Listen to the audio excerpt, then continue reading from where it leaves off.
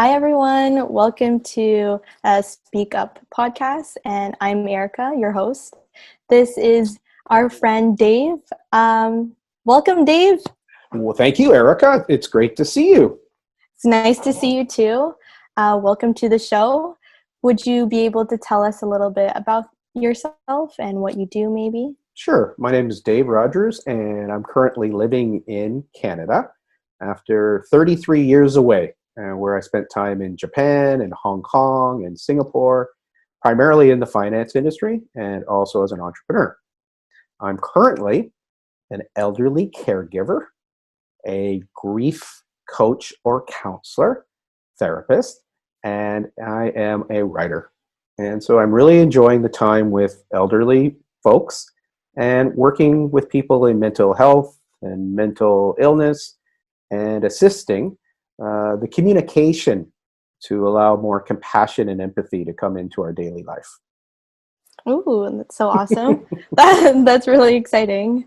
I guess in terms of grief, how would you, or what would be a tip that would help people in that grieving process? Okay.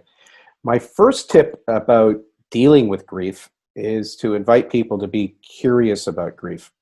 And if you're sincerely curious about it, I'm encouraging you to go and Google, print some stuff, write some stuff. Understand that there is a process, a very famous process called the Kubler-Ross method, which starts with denial and then anger and then bargaining and then depression and then acceptance. It's a model. Yet I'm inviting you to be curious about the way that you go through the model, because that's the unique part, is that each of us will grieve in our own way. I happen to enjoy grieving from a perspective of, from a very young age, when I grieved my auntie dying, I went to my room and I bawled my eyes out so I couldn't cry anymore. I screamed, I yelled, I was, why me? Why is this happening? And I just almost left all the grief on that pillow. And then I came up, and when I was talking to people, I didn't understand why they didn't release the grief.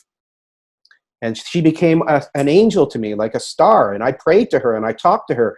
And it's not like I had anything left except for love that she had transformed from a human being into being a guide. Oh, So that's beautiful. that's called a belief structure. And so when you grieve, you might not allow yourself to cry, and you might suppress, or you might feel shame, or you might feel guilt. And that's, again, going to be part of your process to get to a point where you can love, you can appreciate, you can be grateful that that person was in your life. That being said, some people will say to themselves, it's hard, it's hard, it's hard. Well, guess what? If you keep telling yourself it's hard, it's going to be hard. Yeah. If it's a gift, it's going to be a gift, because we are, in many ways, the architects or the orchestrators of our grief process.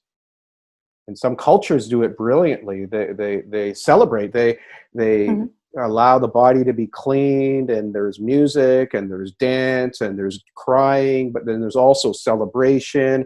There's burning the body on the river. There's a real tradition and a knowingness that that person has transitioned from the body to something that's greater than the body. Yeah, no, that's true. That's really awesome. So grief, I believe, is something to really be curious about, explore it, honor it. And if you can do that, then I believe you get to the point. If you don't, you go into depression, then guess what? You get an opportunity to be curious about depression. It's a really cool study. I've just finished a book writing about depression. I think depression's a beautiful gift. What? Yeah. Well, it allows you to lie in bed for hour after hour after hour and not move, and connect to your body and connect to your pillow, and go and do it for a day or a week. Some people will explore the drugs. Some people will not do anything. And depression, there is a gift also from depression. Wow, I think that's a really interesting perspective of depression, because I feel like whenever someone thinks about depression, they think of, oh, this is bad, like this is not good or anything. So I guess, how did you think about that perspective of that grief is a good thing? Are you familiar with the yin and yang symbol? Yes. So you got the black and the white, and in the black you got a little white dot. and in the white, you got a little black dot. The meaning for me is in the darkness, there is light. So in your sadness, there is light. In your depression, there is light. In your anger, there is light. Similarly, in the light, there's dark. So if you have a success, you win a contest, you become super famous, you become the next Oprah. You have the risk of going into ego and thinking how great you are. In the light, there will be darkness. And that's how I use that as a symbol, yet it's actually something to be aware of, is that when you're thinking you're too good, the universe sort of gives you a smack to knock you down. Yeah, no, that is actually true. I've never thought about it in that way, and I think that would help people a lot to really change their mindset about depression, and that it's okay to go through those episodes. I think it's really beautiful these days that we can find ways to redefine an illness into something that can be part of a wellness. And so there's this transition, is that we never get to really, even right now with COVID, it's like building up your immunity is it's a good process. These days, it's like most people aren't giving themselves a chance to have a robust immunity system. And there's definitely 5 or 6 things we can do to be more healthy. And you mentioned them. Go for a walk, go to nature, eat well, sing, dance, laugh. These are really important things to actually have a robust immunity system. No, definitely. Dave, I do want to go back to grieving. So you talk about the loss of someone else. Do you ever think about the loss of yourself and grieving with maybe someone who you used to be? Great question, because I like to teach that every 7 years is a new me. Like the statistics say about 92% of your body is replenished every 7 years. So 0 to 7, 7 to 14. So when you're 7, you're a child, and 14, you're a teenager. You have a death and a rebirth into 20-year-old, and then 28 and 35, 42. So every 7 years, if you study something called the I Ching, which is the book of changes or transformation from China, they actually talk about each of those periods. You are connected to a different element in nature. And so I've written this in my book, Entrepreneur X Factor, where your business also goes through different seasons or seasonality, where sometimes you got to focus on new ideas, and then on branding, and then on team, and then on partnerships, on equity, on systems. So going through different learning cycles is such a key component. So yes, there is, even if you want to bring it down to probably one of the most spiritual concepts, that's the death and life of a breath. Breathing in, and then letting it out, and then letting it out, but then holding before you breathe in again. That death and life of a breath teaches us not to be afraid of death. Oh, okay. That's so crazy. I never thought about breathing as you're technically experiencing death in itself, I guess. That breath is gone, and we let it go. And if we extend it before we bring in a new breath, we're actually in the void.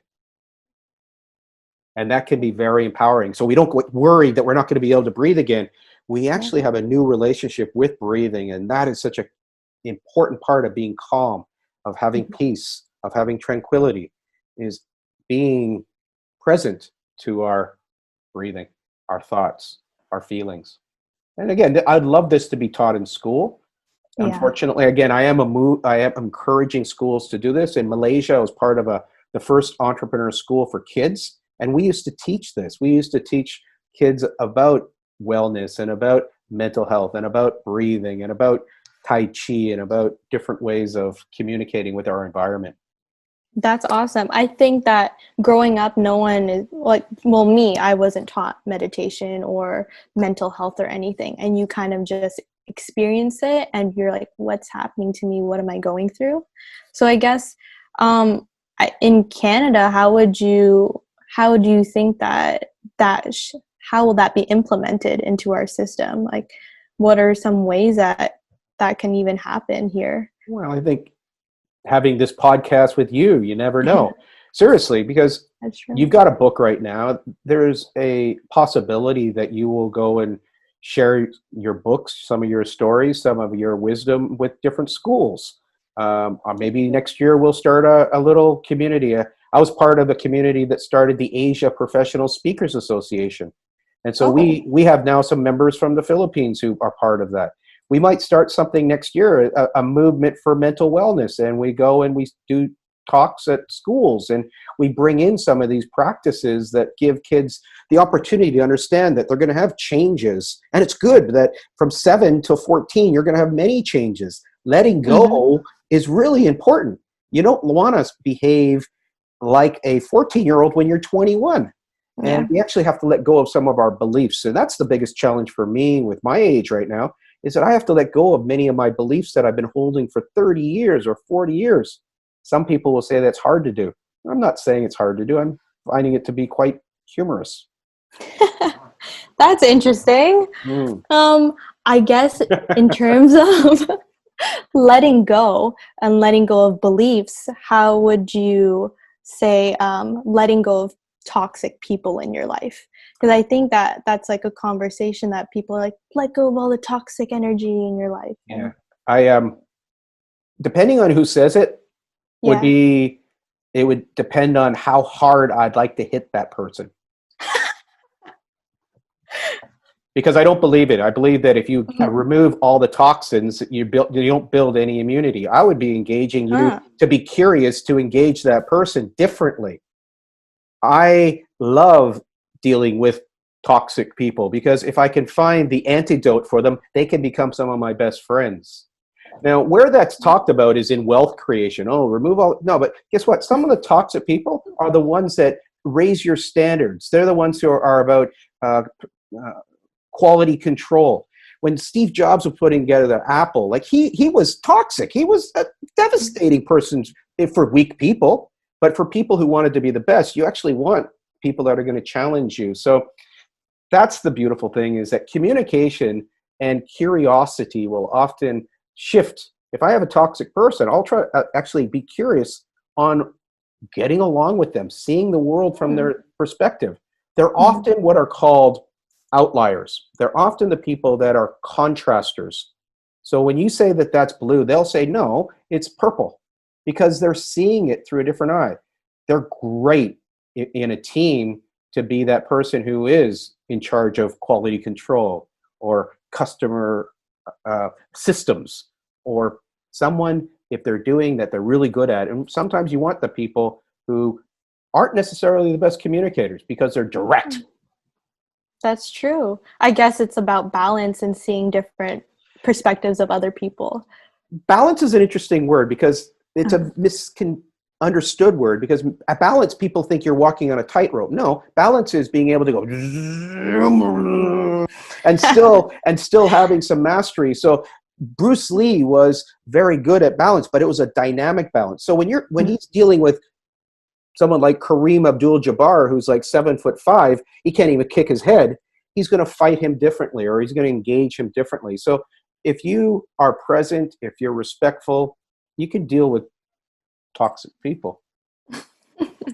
That's true. I guess so not eliminating them from your life, but actually just trying to be one with them, I guess. Well, I guess that's the beautiful thing. If they Yeah. really are harming you, Hmm. then there is an element. Yes, your safety, your boundaries are important. Your growth is important, and so sometimes it's good to get away from some people that you know they're always pulling you down. That's again putting your boundaries up, and it's being respectful to yourself. And so that's why I'm Hmm. saying it's not one rule for all, and it really is about finding what fits well for you, and having an awareness that the way you would engage somebody today might be very different if you're feeling good, if you're feeling confident, if you're feeling strong. If you're finding that you're attracting predators, well, what is that saying to you? Hmm. It means maybe you've got to get back to a core, a routine that nurtures you, that makes you stronger, that makes you more self-caring, and then you can deal with things a little differently. And so I don't necessarily like the one rule for everyone, especially in mental health, is it truly is somebody has to work on themselves. And that's the key, is that it is definitely, you got to find what works for you, knowing that what works for you today might be different than what works for you in a year. Mm-hmm. That's true. I agree with And that. that's a big Yeah. challenge for people, is they really do believe, oh, I made a decision when I was 18 and now I'm 40 and I got to live by those rules and those beliefs. Well, guess what? Let go of what you did when you were 18. It may no Mm-hmm. longer be serving you as you're evolving to be the best 40-year-old. Mm-hmm. I guess going off of that, Dave, how would I've heard this term protector energy, and I don't know if you have any ideas of what that means or how we can protect that energy that we have. Well, yes, I'm pretty familiar with it. Yeah. It is a term that I've learned quite a bit from shamans. I've learned Mm-hmm. it from people who are energy workers, and so there is a element that allows you to feel connected to Mother Earth, an element of connected to water or trees that can be very cleansing and clearing. It's like if you do feel a little bit overwhelmed, going for a walk in nature can often allow you to get nice oxygen and nice even rain. It'll be clearing and cleansing. It's like when you said taking a shower. Guess what? The shower shifts your energetic charge. We have all of Mm. these devices and they're often sending us electromagnetics. Some people respond very poor to that. Mm. And so protecting your energy, doing some prayers, doing some meditation, doing some exercise, going for a good sweat. These are all ways that shift your vibration. And yes, you can do some protective mantras or prayers to say, you can ask for protection. You can evoke, if you're into religion, you can evoke spiritual people or deities or energy to work with your energy. And you can contact your ancestors to say, please guide me. Mm. Again, I like to talk about that topic because even my friends who are more scientifically based, they Yeah. can't argue with me when I ask them, are your parents' DNA in you? Are your grandparents' DNA in you? Are your Yeah. great grandparents' DNA in you? Well, if the energy can't be created or destroyed, if I want to do a prayer to my mom or my grandma or my great grandma, who feels better? Yeah. Whoa. Yeah. I So guess. that's a nice reset for Yeah. people, that all of your ancestors are in you. You are, in your case, you're probably around the 2000 edition of your clan, both sides. Yeah. And you think they've left you, or you think energetically they love you and they care for you and they're interested in you. So that's a connection. That's protecting your energy. And it's also honoring perhaps your ancestors, which may or may not uplift you. Mm-hmm. Because that's the That's key. cool. Does it uplift you? So protection, self-protection is, does this uplift me? Does this make me feel connected to myself, to my ancestors, to my higher self? I guess you can say that you're never alone, because some people may feel alone in certain situations, but they can go back to this idea. It's one of my tools I use in trauma therapy and also Mm-hmm. transgenerational trauma therapy, is because the flip side is that we are carrying all the trauma of our ancestors. And Mm-hmm. so if we've had some trauma been passed on, which does get passed on generation to generation, whether you like it or not, the research, my personal experience is that it gets passed on. It can passed on to two brothers, whether sister, brother, twins, differently, yet it does get passed on. That's wow. I never really thought about it like that. Mm. But Dave, so going back to, I guess, trauma in your own life, I was reading on your website that you were afraid to speak up and you had trouble public speaking. Mhm. So may you talk more about that? Absolutely. Again, Yeah. I felt that there was different traumas in my life that happened when I was 7 years old, happened when I was 14 years old, happened when I was 21. And part of that was being slapped down. And for 20 years, I didn't speak publicly. And then when I wanted to speak about what you speak about, speaking up, Um, about having confidence, about having an inner voice that wanted to serve. A big part of mine is that I'm actually half Chinese, I'm half English, raised in Canada. So I went through different types of racism or prejudice or abuse. mhm. And I had a bad self image at times about being Asian. And running to Asia was quite an interesting way to cleanse and clear that trauma. And a big part of it happened when I started speaking.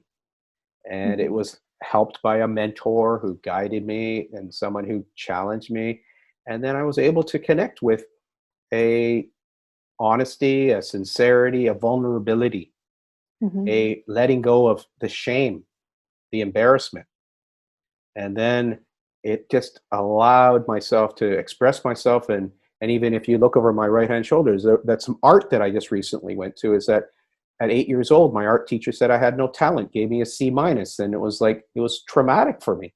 And I just went Yeah. to an art class, and I actually froze doing the painting, Oh, and I had to yeah. breathe into it. And I had to use some of these trauma techniques that I teach. Yet it still got me. Mhm. And people have that with music, and they have that with dance, and they have that with art. You can't make a livelihood doing that. You're going to become a doctor. And so they go along a route designed by their parents that is against what they truly want to do, what their heart wants to do. And Mhm. so, yes, speaking your truth is something that many people are experiencing right now, whether at your age or at 40 or at 60 or at 80. There's still people that are still traumatized by experiences when they were in their youth or actually early childhood.